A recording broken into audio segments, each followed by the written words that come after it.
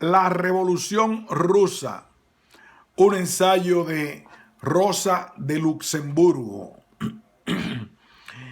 Importancia fundamental de la Revolución Rusa. La Revolución Rusa constituye el acontecimiento más poderoso de la Guerra Mundial. Su estallido, su radicalismo sin precedentes, sus consecuencias perdurables son la condena más evidente a las mentiras que con tanto celo propagó la socialdemocracia oficial a comienzos de la guerra, como cobertura ideológica de la campaña de conquista del imperialismo alemán. Me refiero a lo que se dijo respecto a la misión de las bayonetas alemanas que iban a derrocar el zarismo ruso y liberar a sus pueblos oprimidos. El poderoso golpe de la Revolución Rusa, sus profundas consecuencias que transformaron todas las relaciones de clase, elevaron a un nuevo nivel todos los problemas económicos y sociales y con la fatalidad de su propia lógica interna, se desarrollaron consecuentemente desde la primera fase de la República burguesa hasta etapas más avanzadas, reduciendo finalmente la caída del zarismo a un simple episodio menor. Todo esto deja claro como el día que la liberación de Rusia no fue una consecuencia de la guerra y de la derrota militar del zarismo, ni un servicio prestado por las bayonetas alemanas en los puños alemanes, como lo prometió una vez en uno de sus editoriales el Neue Zeit, dirigido por Kautsky. Demuestran por el contrario que la liberación de Rusia hundía profundamente sus raíces en la tierra de su propio país y su maduración completa fue un asunto interno. La aventura militar del imperialismo alemán, comprendida con la bendición ideológica de la socialdemocracia alemana, no produjo la revolución en Rusia, solo sirvió para interrumpirla al principio, para postergarla por un tiempo luego de su primera alza tempestuosa de los años 1911-1913 y luego, después de su estallido, para crearle las condiciones más difíciles y anormales. Más aún,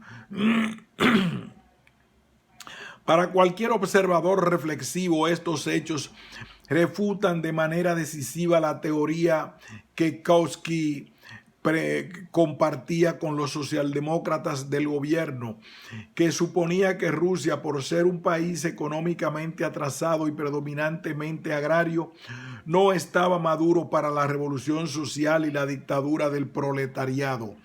Esta teoría, que considera que la única revolución posible en Rusia es la burguesa, es también la del ala oportunista del movimiento obrero ruso, los llamados mencheviques, que están bajo la experta dirección de Axelrod y Dan. En esta concepción basan los socialistas rusos su táctica de alianza con el liberalismo burgués.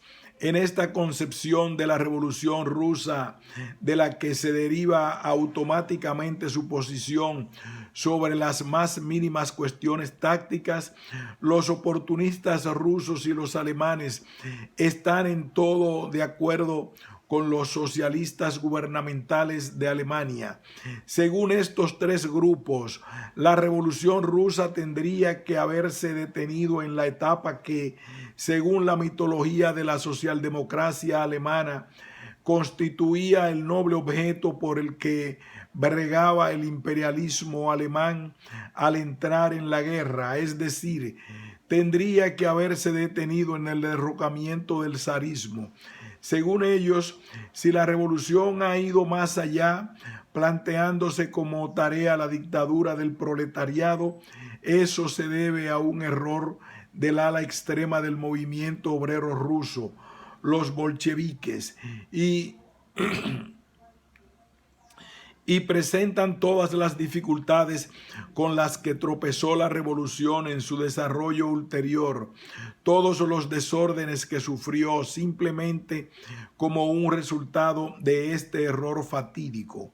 Teóricamente, esta doctrina, recomendada como fruto del pensamiento marxista por el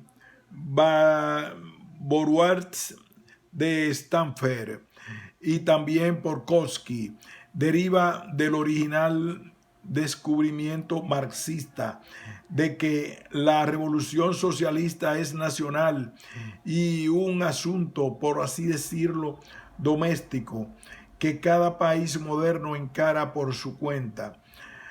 Por supuesto, en medio de la confusa neblina de la teoría de Kautsky, sabe muy bien cómo delinear las relaciones económicas mundiales del capital que hacen de todos los países modernos un organismo único integrado. Además, los problemas de la Revolución Rusa, por ser este un producto de los acontecimientos internacionales con el agregado de la cuestión agraria, no pueden resolverse dentro de los límites de la sociedad burguesa. Prácticamente esta teoría refleja el intento de sacarle de encima toda responsabilidad por el proceso de la Revolución Rusa, en la medida en que esa responsabilidad afecta al proletariado internacional y especialmente al alemán, y también de negar las conexiones internacionales de esta revolución. Los acontecimientos de la guerra y la Revolución Rusa no probaron la inmadurez de Rusia, sino la inmadurez del proletariado alemán para la realización de sus tareas históricas.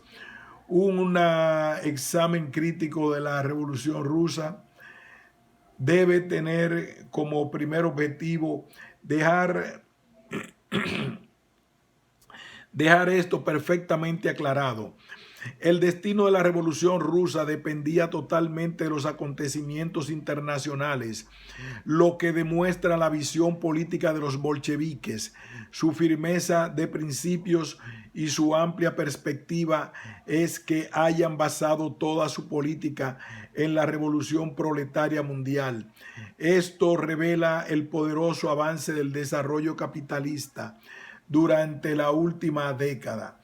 La revolución de 1905 a 1907 despertó apenas un débil eco en la Europa.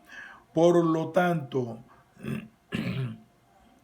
tenía que quedar como un mero capítulo inicial. La continuación y la discusión estaban estrechamente ligadas al desarrollo ulterior de Europa. Concretamente, lo que podía sacar a luz los tesoros de las experiencias y las enseñanzas no será la apología acrítica.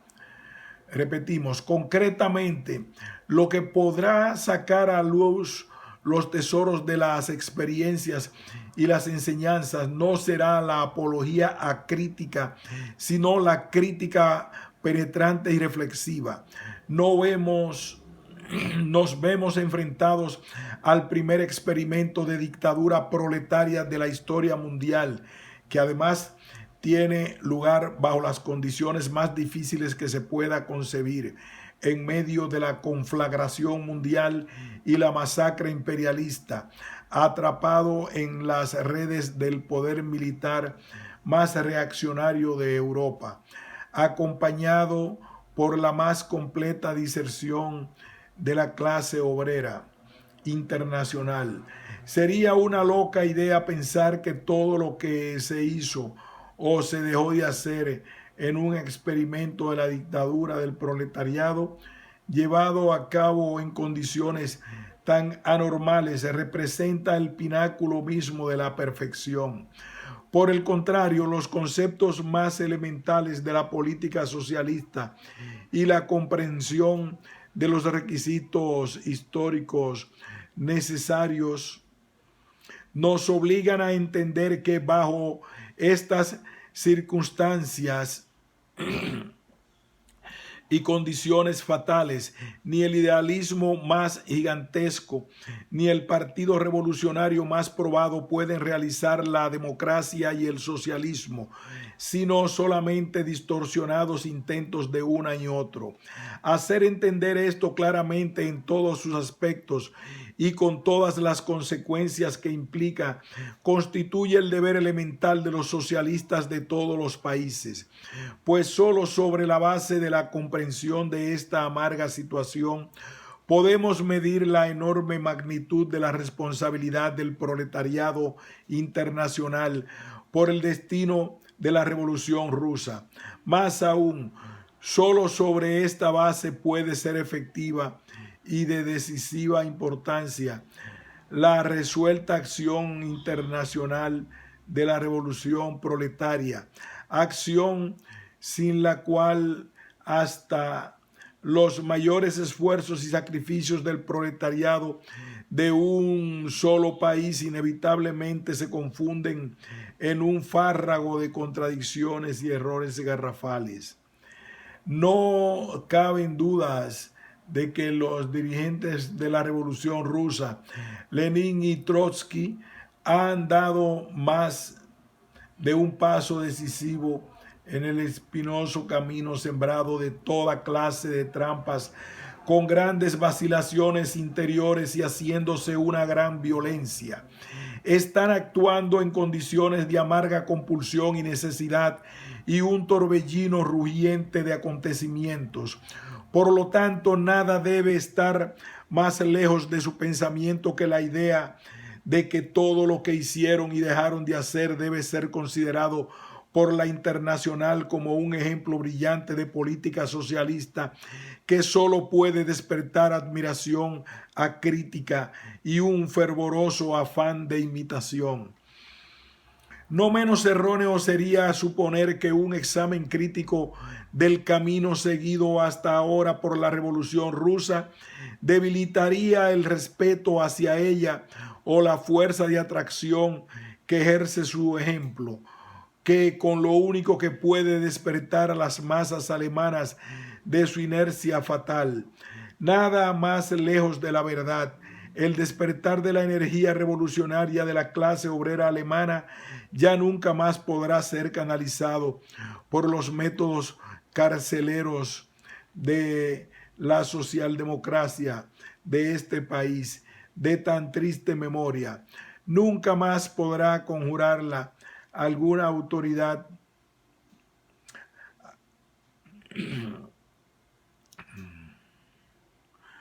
nunca más podrá conjurarla alguna autoridad inmaculada, ya sea la de nuestros comités superiores o la del ejemplo ruso.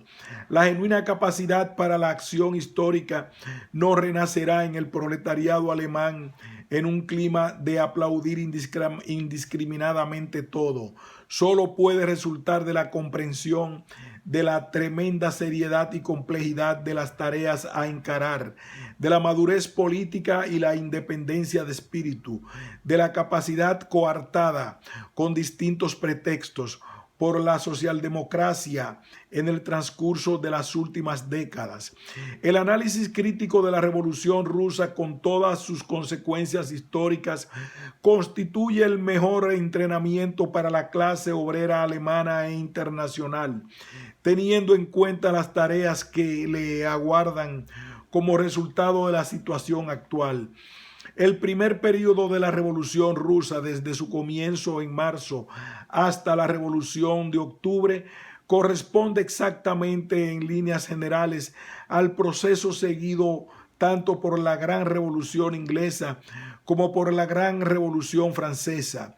Es el proceso típico de todo primer ensayo general que realizan las fuerzas revolucionarias que alberga la sociedad burguesa en sus entrañas. Su desarrollo avanza siempre en línea ascendente desde un comienzo moderado a una creciente radicalización de los objetivos y paralelamente desde la coalición de clases y partidos hasta el Partido Radical como único protagonista. En el estallido de marzo de 1917, los cadetes, es decir, la burguesía liberal, estaban a la cabeza de la revolución. La primera oleada ascendente de la marea revolucionaria arrasó con todos y con todo. La Cuarta Duma, producto ultrarreaccionario del ultrarreaccionario derecho al sufragio de las cuatro clases, fue una consecuencia del golpe de Estado. Se convirtió súbitamente en un organismo revolucionario. Todos los partidos burgueses, incluyendo los de la derecha nacionalista, de pronto formaron un frente contra el absolutismo. Este cayó al primer golpe, casi sin lucha, como un organismo muerto que solo necesita que se lo toque para caerse. También se liquidó en pocas horas el breve intento de la burguesía liberal de salvar al menos el trono y la dinastía. A la arrolladora marcha de los acontecimientos saltó en días y horas distancias que anteriormente en Francia llevó décadas a atravesar. En este aspecto resulta claro que Rusia aprovechó los resultados de un siglo de desarrollo europeo y sobre todo que la revolución de 1917 fue la continuación directa de la de 1905-1907, no un regalo del liberador alemán. El movimiento de marzo de 1917 comenzó exactamente en el punto en que fue interrumpido 10 años antes. La República Democrática fue el producto completo internamente maduro del primer asalto revolucionario. Pero luego comenzó la segunda tarea, la más difícil desde el primer momento. La fuerza motriz de la revolución fue la masa del proletariado urbano. Sin embargo, sus reivindicaciones no se limitaban a la democracia política. Atacaban esa cuestión tan candente que era la política internacional al exigir la paz inmediata.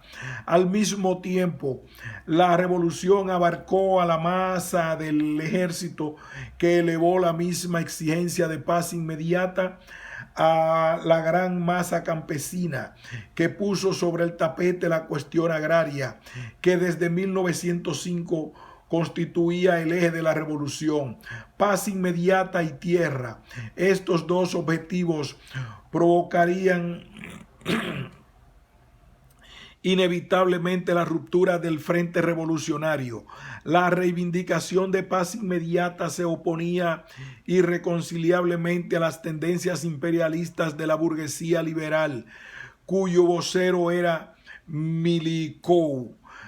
Y el problema de la tierra se erguía como un espectro terrorífico ante la otra ala de la burguesía, los propietarios rurales. Además, significaba un ataque al sagrado principio general de la propiedad privada, punto sensible de toda clase propietaria. En consecuencia, al día siguiente de los primeros triunfos revolucionarios, comenzó una lucha interna sobre las dos cuestiones candentes, paz y tierra. En la burguesía liberal se dio la táctica de arrastrar los problemas y evadirlos. Las masas trabajadoras, el ejército, el campesinado presionaban cada vez con más fuerza. No cabe duda que la cuestión de la paz y de la tierra signaron el destino de la democracia política en la República. Las clases burguesas, arrastradas por la primera oleada de la tormenta revolucionaria, se dejaron llevar hasta el gobierno republicano. Luego comenzaron a buscarse una base de apoyo en la retaguardia y a organizar silenciosamente la contrarrevolución. La campaña del cosaco Kaledin contra Petersburgo expresó claramente esta tendencia. De haber tenido éxito el ataque, no solo hubiera quedado sellado el destino de la cuestión de la paz y de la tierra, sino también el de la república. El resultado inevitable hubiera sido la dictadura militar, el reinado del terror contra el proletariado y luego el retorno de la monarquía. De todo esto deducimos el carácter utópico y fundamentalmente reaccionario de las tácticas de las cuales los kautskianos rusos y mencheviques se permitían guiarse. Petrificados por el mito del carácter burgués de la Revolución Rusa, todavía hoy sostienen que Rusia no está madura para la revolución social. Se aferraron desesperadamente a la coalición con los liberales burgueses, pero esta implica la unión de elementos a los que el desarrollo interno natural de la revolución ha separado y ha hecho entrar en el más agudo de los conflictos.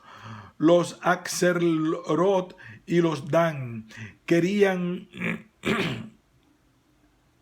a toda costa colaborar con las clases y los partidos que significaban el mayor peligro y la mayor amenaza para la revolución y la primera de sus conquistas, la democracia. Resulta especialmente asombroso observar cómo este industrioso trabajador, Kautsky, con su incansable labor de escritor metódico y pacífico durante los 4 años de la Guerra Mundial, horadó una brecha tras otra en la estructura del socialismo. De esa obra el socialismo emerge agujereado como un colador sin un punto sano. La indiferencia acrítica con la que sus seguidores consideran la ardua tarea de su teórico oficial y se tragan cada uno de sus nuevos descubrimientos sin poder una pestaña. Solamente encuentran parangón en la indiferencia con que los seculares de Scheidemann y compañía contemplan cómo este último llena de agujeros al socialismo en la práctica. Ambos trabajos se complementan totalmente. Desde el estallido de la guerra. Kautsky, el guardián oficial del templo del marxismo, en realidad ha estado haciendo en la teoría las mismas cosas que los Scheidemann en la práctica, es decir, la internacional como instrumento de la paz, el desarme, la Liga de Naciones y el nacionalismo, democracia, no socialismo. En esta situación, la tendencia bolchevique cumplió la misión histórica de proclamar desde el... En esta situación de tendencia bolchevique cumplió la misión histórica de proclamar desde el comienzo y seguir con férrea consecuencia las únicas tácticas que podían salvar la democracia e impulsar la revolución. Todo el poder a las masas obreras y campesinas, a los soviets. Este era, por cierto, el único camino que tenía la revolución para superar las dificultades. Esta fue la espada con la que cortó el nudo gordiano, sacó a la revolución de su estrecho callejón sin salida y le abrió un ancho cauce hacia los campos libres y abiertos. El partido de Lenin, en consecuencia, fue el único en esta primera etapa que comprendió cuál era el objetivo real de la revolución. Fue el elemento que impulsó la revolución y por lo tanto el único partido que aplicó una verdadera política socialista. Esto implica también cómo fue que los bolcheviques, que al comienzo de la revolución eran una minoría perseguida, calumniada y atacada por todos lados, llegaron en un breve lapso a estar a la cabeza de la revolución y a nuclear bajo su estandarte a las genuinas masas populares, el proletariado urbano, el ejército, los campesinos y también los elementos revolucionarios dentro de la democracia, el ala izquierda de los socialrevolucionarios. La situación real en que se encontró la Revolución Rusa se redujo en pocos meses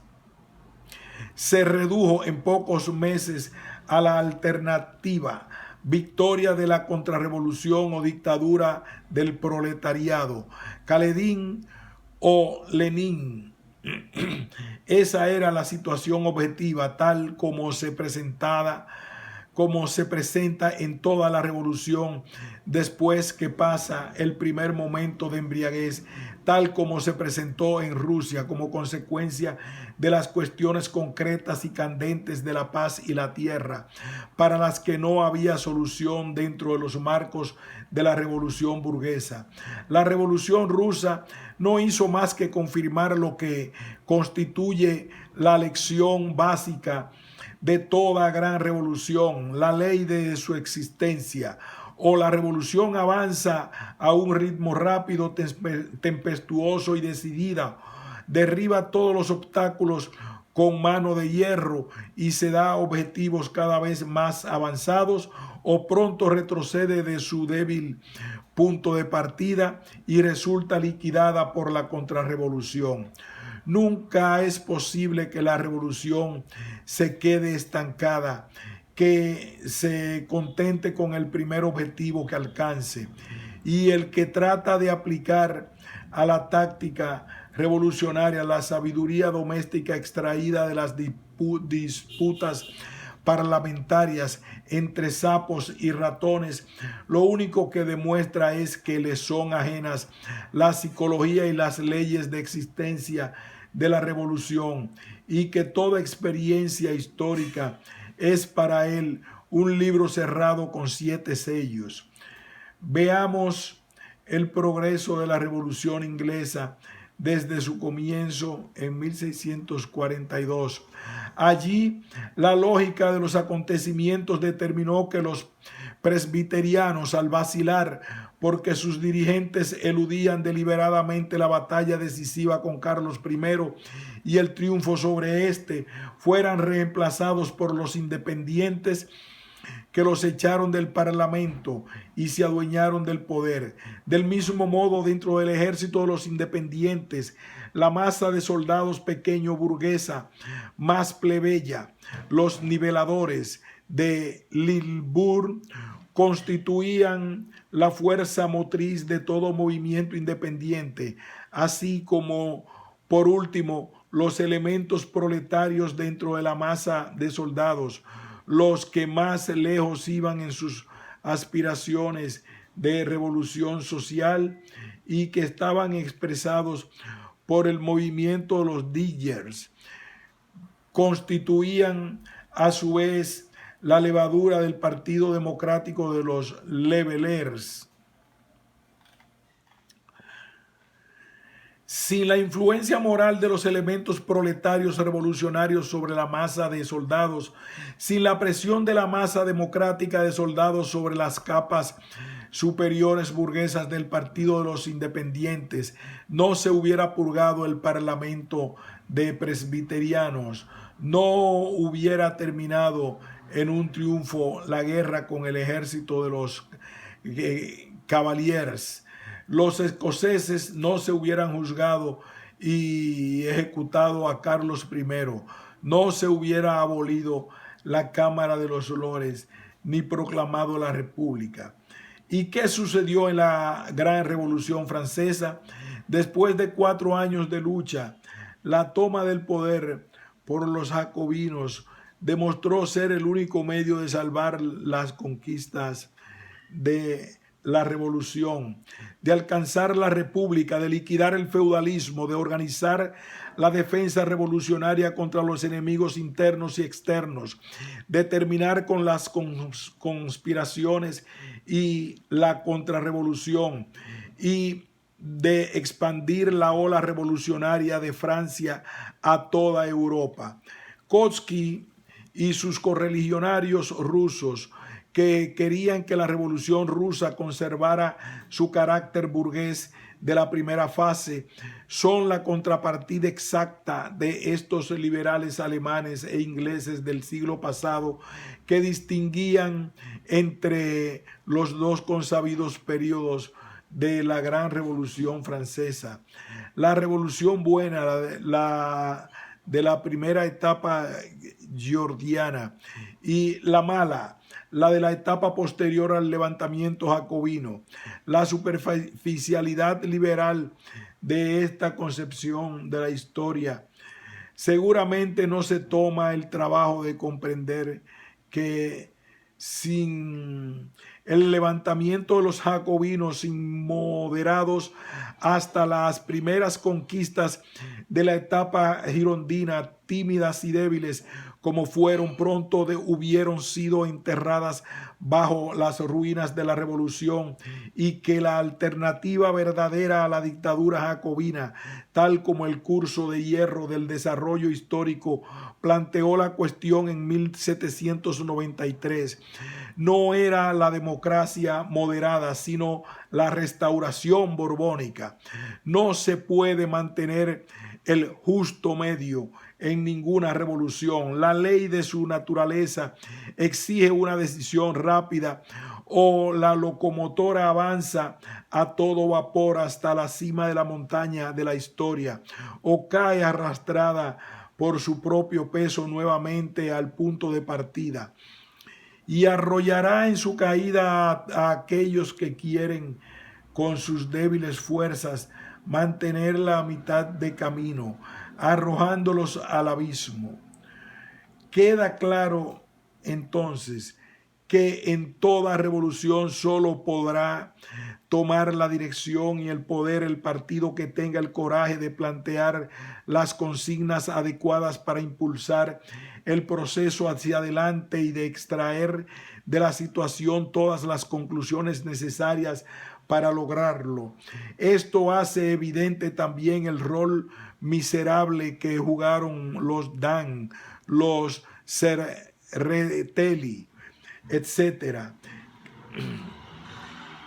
que al comienzo ejercían una enorme influencia sobre las masas, pero después de sus prolongadas oscilaciones y de que se opusieron con todas sus fuerzas a asumir el poder y la responsabilidad, fueron despiadadamente arrojados a la escena. El partido de Lenin fue el único que asumió el mandato y el deber de un verdadero partido revolucionario, garantizando el desarrollo continuado de la revolución con la consigna todo el poder proletario y al campesinado. De esta manera resolvieron los bolcheviques el famoso problema de ganar a la mayoría del pueblo, problema que siempre atormentó como una pesadilla a la socialdemocracia alemana. Como discípulos de carne y hueso del cretinismo parlamentario, estos socialdemócratas alemanes han tratado de aplicar a las revoluciones la sabiduría doméstica de la nursery parlamentaria. Para largarse a hacer algo, primero hay que contar con la mayoría. Lo mismo, dicen, se aplica a la revolución. Primero seamos mayoría. La verdadera dialéctica de las revoluciones, sin embargo, da la espalda a esta sabiduría de topos parlamentarios. El camino no va de la mayoría a la táctica revolucionaria, sino de la táctica revolucionaria a la mayoría. Solo un partido que sabe dirigir, es decir, que sabe adelantarse a los acontecimientos, consigue apoyo en tiempos tempestuosos.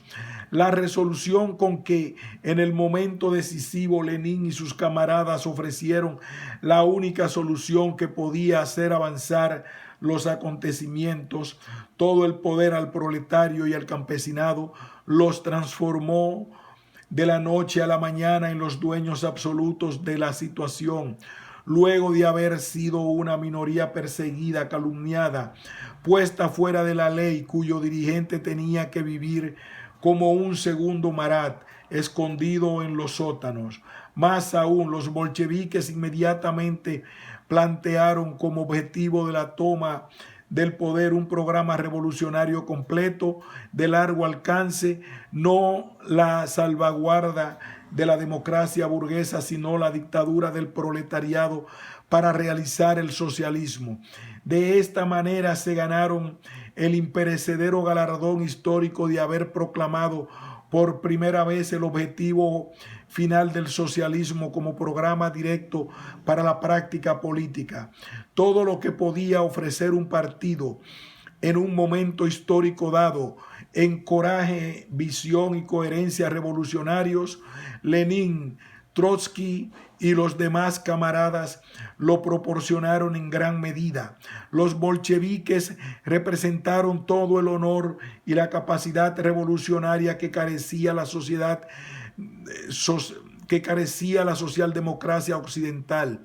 Su insurrección de octubre no solo salvó realmente la Revolución Rusa, también salvó el honor del socialismo internacional. La política agraria de los bolcheviques. Los bolcheviques son los herederos históricos de los niveladores ingleses y los jacobinos franceses, pero la tarea concreta con la que se vieron enfrentados después de la toma del poder era incomparablemente más difícil que la de sus predecesores históricos. Importancia de la cuestión agraria. Ya en 1905, luego en la Tercera Duma, el ala derecha del campesinado, la cuestión campesina y la defensa, el ejército. Con toda seguridad, la solución del problema a través de la expropiación y la distribución directas e inmediatas de la tierra por los campesinos era la manera más breve y simple de lograr dos cosas distintas: romper con la gran propiedad terrateniente y ligar inmediatamente a los campesinos al gobierno revolucionario. Como medida política para fortalecer el gobierno proletario socialista, constituía un excelente movimiento táctico. Desgraciadamente, sin embargo, la cuestión tiene dos caras y el reverso consiste en que la apropiación directa de la tierra por los campesinos no tiene nada en común con la economía socialista. En lo que se refiere a las relaciones dentro del agro, la transformación socialista de las relaciones económicas presupone dos cosas. En primer lugar, solo la nacionalización de las grandes propiedades rurales que constituyen las formas y medios de producción agraria más avanzados técnicamente y más concentrados puede servir de punto de partida al modo socialista de producción de la tierra. Por supuesto, no es necesario sacarle su parcela al pequeño campesino. Podemos esperar con confianza que será ganado voluntariamente por las ventajas de la producción social y que se persuada primero de la conveniencia de unirse a una cooperativa y luego la de entrar a formar parte del conjunto de economía socializada.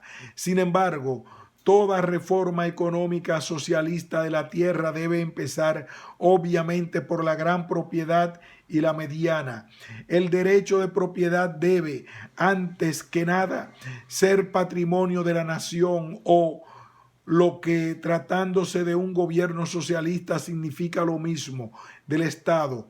Esta es la única manera de posibilitar la organización de la producción agrícola de acuerdo con las necesidades de la producción socialista a gran escala. Además, en segundo lugar, constituye un requisito para esta transformación terminar con la separación entre economía rural e industria, tan característica de la sociedad burguesa. Así se logrará la interpenetración y fusión de ambas, preparando el camino para la planificación de la producción agrícola e industrial con un criterio unificado. Cualquiera que sea la forma práctica particular en que se organice la economía a través de las comunas urbanas, como proponen algunos, o dirigida desde un centro gubernamental, debe estar precedida por una reforma introducida desde el centro, y esta a su vez precedida por la nacionalización de la tierra, nacionalización de las grandes y medianas propiedades y unión de industrias y agricultura. Estos son los dos requisitos fundamentales de cualquier reforma económica socialista. Sin ellos no hay socialismo. ¿Quién puede reprochar al gobierno soviético no haber llevado a cabo estas poderosas reformas? Lenin y sus camaradas en su breve periodo de gobierno se han visto metidos en el centro de un rugiente remolino de luchas internas y externas, atacados por incontables enemigos y adversarios. Sería muy triste criticarlos porque en tales circunstancias no resolvieron ni siquiera atacaron una de las tareas más difíciles, con toda seguridad la más difícil de todas las que plantea la transformación socialista de la sociedad. Incluso en Occidente, en condiciones mucho más favorables, nos romperemos muchas veces los dientes cuando estemos en el poder con esta dura nuez, antes de poder resolver las más complicadas de las miles de dificultades que presenta esta tarea gigantesca. Un gobierno socialista que tomó el poder debe, en todo caso, hacer una sola cosa: tomar medidas que apunten en la dirección de este requisito fundamental de una reforma socialista posterior de la agricultura. Debe por lo menos evitar todo lo que pueda trabar el camino a esas medidas. Pero la consigna levantada por los bolcheviques, toma y distribución inmediata de la tierra por los campesinos, necesariamente apunta en la dirección opuesta. No solo no es una medida socialista, no permite encarar esas medidas, acumula obstáculos insuperables para la transformación socialista de las relaciones agrarias. La toma de las grandes propiedades agrarias por los campesinos, siguiendo la consigna breve y precisa de Lenin y sus amigos: vayan y apropiense de la tierra, llevó simplemente a la transformación súbita y caótica de la gran propiedad agraria en propiedad campesina. No se creó la propiedad social, sino una nueva forma de propiedad privada, es decir, la división de grandes propiedades en propiedades medianas y pequeñas, o de unidades de producción grandes, relativamente avanzadas, en primitivas unidades pequeñas que utilizan técnicas de tiempos de los faraones. Y eso no es todo. Con estas medidas y por la manera caótica y puramente arbitraria en que fueron ejecutadas, la diferenciación creada por la propiedad de la tierra, lejos de eliminarse, se profundizó, aunque los bolcheviques llamaron a los campesinos a formar comités para intentar de alguna manera que la apropiación de la tierra de los nobles constituyera un acto colectivo. Resulta claro que este Consejo General no podía cambiar la práctica y la relación de fuerzas reales en lo que se refiere a la tierra. Con o sin comités, los principales beneficiarios de la revolución agraria fueron los campesinos ricos y los usureros, la burguesía de las aldeas que tienen en sus manos el poder real en cada aldea rusa. No hace falta estar presente allí para imaginarse que con la distribución de la tierra no se eliminó, sino que aumentó la desigualdad económica y social entre los campesinos, y que los antagonismos de clase se agudizaron. Esa apropiación del poder va en contra de los intereses del proletariado y el socialismo. Antes se oponía a la reforma socialista en el campo solamente una reducida casta de propietarios rurales, nobles y capitalistas, y una pequeña minoría de burgueses ricos de las aldeas, y su expropiación por un movimiento popular revolucionario de masas era un juego de niños. Pero ahora, luego de la apropiación para una masa enorme, recién desarrollada y poderosa, de campesinos propietarios opuestos a todo intento de socialización de la producción agraria, que defenderán con uñas y dientes su propiedad recientemente adquirida contra cualquier ataque socialista.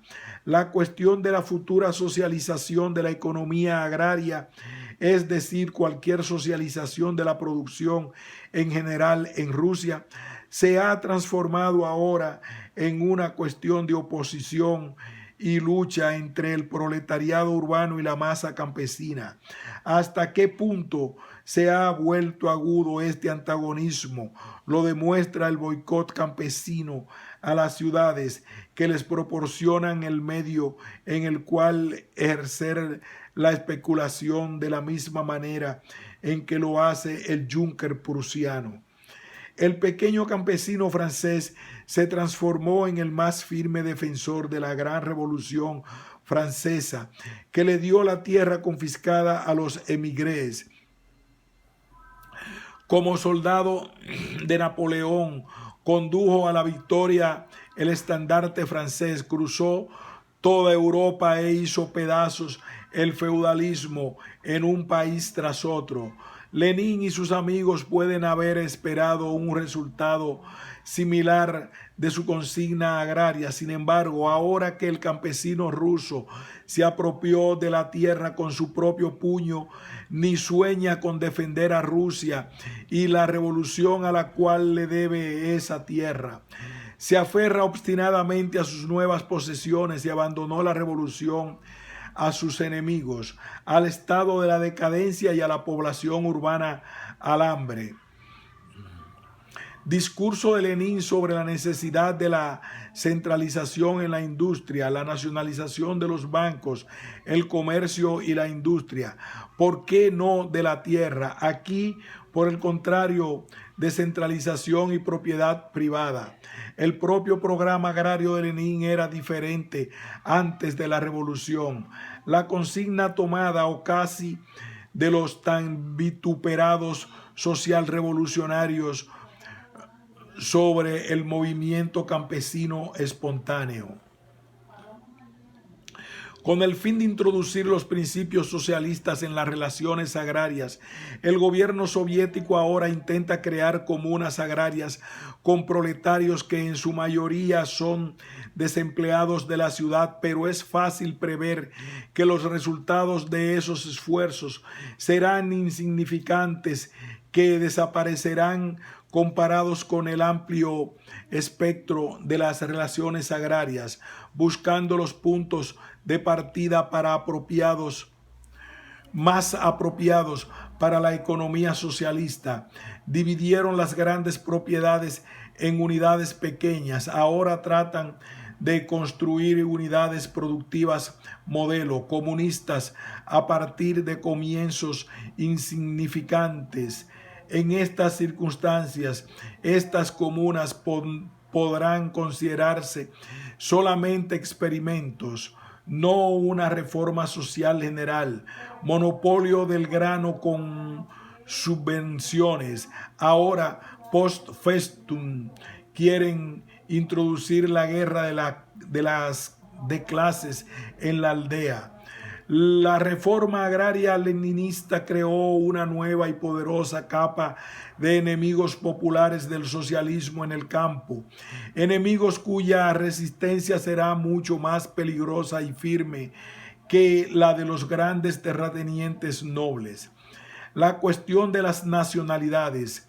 Los bolcheviques son en parte responsables de que la derrota militar se haya transformado en el colapso y la caída de Rusia. Más aún, ellos mismos en cierta medida profundizaron las dificultades objetivas de esa situación con una consigna que adquirió importancia primordial en su política: el supuesto derecho de autodeterminación de los pueblos, o lo que realmente estaba implícito en esta consigna, la desintegración de Rusia. Nuevamente proclamaron con obstinación doctrinaria, como grito de batalla especial de Lenin y sus camaradas, la fórmula del derecho de las distintas nacionalidades del Imperio ruso a determinar independientemente sus destinos, incluso hasta el punto del derecho a tener gobiernos separados del de Rusia, durante su oposición al imperialismo milikovista y luego el kerenquista. También fue el eje de la política interna después de la Revolución de Octubre, y también constituyó el programa de los bolcheviques en Brest-Litovsk, todo lo que tenían para oponer al despliegue de fuerzas del imperialismo alemán. Lo que inmediatamente llama la atención es la obstinación y la rígida consecuencia con que Lenin y sus camaradas adhieren a esta consigna, que contradice totalmente tanto con el centralismo que otrora predicaban en política como con su actitud hacia otros principios democráticos. Demostraron un frío desprecio por la Asamblea Constituyente, el sufragio universal, las libertades de reunión y prensa, en síntesis, por todo el aparato de las libertades democráticas básicas del pueblo, que tomadas de conjunto constituyen el derecho de autodeterminación. Dentro de Rusia, a la vez tratan el derecho de autodeterminación de los pueblos como la joya de la política democrática, en función de la cual deben dejarse de lado todas las consideraciones prácticas de la política realista. No se permitieron la más mínima concesión en lo que se refiere al plebiscito para la Asamblea Constituyente en Rusia, plebiscito realizado por la base del sufragio más democrático del mundo, con toda la libertad de una república popular. Simplemente lo declararon nulo y vacío en función de una evaluación muy sobria de sus resultados, pero son los campeones del voto popular de las nacionalidades extranjeras de Rusia sobre la cuestión de qué país quieren pertenecer, como si esto fuera la panacea de la libertad y la democracia, la quintesencia pura de la voluntad de los pueblos y la forma de hacer la justicia más profunda en lo que se refiere al destino político de las naciones. La contradicción, que parece tan obvia, resulta más difícil de entender, ya que las formas democráticas de la vida política de cada país, como vemos, realmente involucran los fundamentos más valiosos e incluso los más indispensables de la política socialista, mientras que el famoso derecho a la autodeterminación de las naciones es solamente fraseología hueca, pequeño burguesa. ¿Qué se supone que significa este derecho? Que el socialismo se opone a toda forma de opresión, incluso la de una nación por otra, constituye el ABC de la política socialista. A pesar de esto, políticos tan serios y críticos como Lenin, Trotsky y sus amigos, que responden solo a un irónico encogerse de hombros a cualquier tipo de fraseología utópica como desarme, Liga de las Naciones, etc. En este caso hicieron de una frase hueca exactamente del mismo tipo, su hobby preferido. Ello se debe, me parece, a una política fabricada por la ocasión. Lenin y sus camaradas calcularon que no había método más seguro para ganar a los pueblos extranjeros del Imperio ruso, para la causa de la revolución, para la causa del proletariado socialista, que el de ofrecerles en nombre de la revolución y el socialismo la libertad más extrema e ilimitada para determinar sus propios destinos. Es una política análoga a la que se dieron los bolcheviques con el campesinado ruso, satisfaciendo su hambre de tierra con la consigna de apropiación directa de las propiedades nobles, en el supuesto de que así se los ganarían para la revolución y el gobierno proletario. En ambos casos, desafortunadamente, el cálculo resultó completamente erróneo. Está claro que Lenin y sus amigos esperaban que, al transformarse en campeones de la libertad nacional hasta el punto de abogar por la separación, harían de Finlandia, Ucrania, Polonia, Lituania, los países bálticos, el Cáucaso, etcétera, fieles aliados de la Revolución Rusa. Pero sucedió exactamente lo contrario. Una tras otra, estas naciones utilizaron la libertad recientemente adquirida para aliarse con el imperialismo alemán como enemigos mortales de la Revolución Rusa y bajo la protección de Alemania. Llevar dentro de la misma Rusia el estandarte de la contrarrevolución. Un ejemplo perfecto lo constituye el jueguito que se hizo en Brest con Ucrania, que provocó un giro decisivo en las negociaciones y sacó a la luz la situación política tanto interna como externa a la que se ven enfrentados en la actualidad los bolcheviques. La actitud de Finlandia, Polonia, Lituania, los países del Báltico y los pueblos del Cáucaso nos demuestra de manera convincente que aquel no es un caso excepcional, sino un fenómeno típico. Seguramente en todos estos casos no fue realmente el pueblo el que impulsó esta política reaccionaria, sino las clases burguesas y pequeñoburguesas. Estas, en total oposición a sus propias masas proletarias, pervirtieron el derecho nacional a la autodeterminación, transformándolo en un instrumento de su política contrarrevolucionaria. Pero, y llegamos al nudo de la cuestión, aquí reside el carácter utópico pequeño burgués de esta consigna nacionalista que, en medio de las crudas realidades de la sociedad de clases, cuando los antagonismos se agudizan al máximo, se convierte simplemente en un instrumento de dominación de la burguesía. Los bolcheviques aprendieron con gran perjuicio para ellos mismos y para la revolución que bajo la dominación capitalista no existe la autodeterminación de los pueblos, que en una sociedad de clases, cada clase de la nación lucha por determinarse de una manera distinta y que para las clases burguesas la concepción de la liberación nacional está totalmente subordinada a la del dominio de su clase. La burguesía finesa, al igual que la de Ucrania, prefirió el gobierno violento de Alemania a la libertad nacional, si ésta la ligaba al bolchevismo.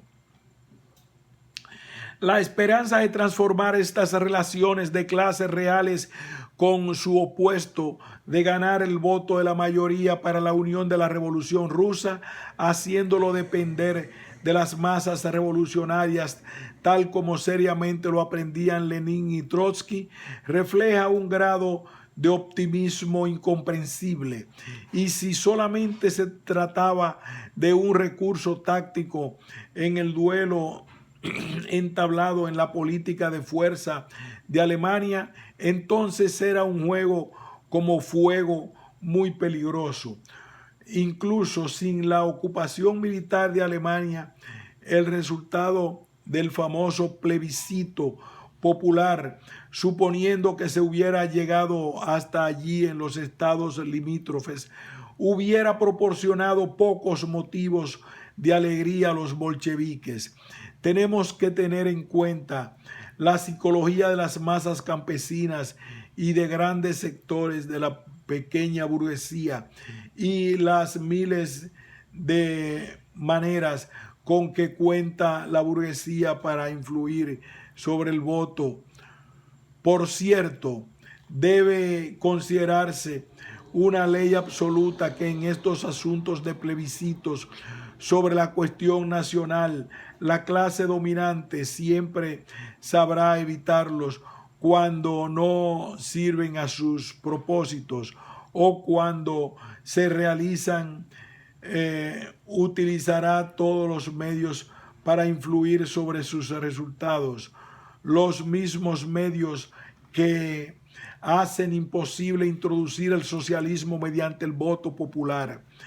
El simple hecho de que la cuestión de las aspiraciones nacionales y tendencias a la separación fuera introducida en medio de la lucha revolucionaria, incluso puesta sobre el tapete y convertida en el santo y seña de la política socialista y revolucionaria, como resultado de la paz de Brest, produjo la mayor confusión en las filas socialistas y realmente destruyó las posiciones ganadas por el proletariado en los países limítrofes. En Finlandia, donde el proletariado luchó formando parte de la estrecha falange socialista rusa, logró una posición predominante en el poder. Tenía la mayoría en el parlamento y el ejército, redujo a su burguesía a una impotencia completa y dentro de sus fronteras era dueño de la situación. Punto y aparte. Continuaremos.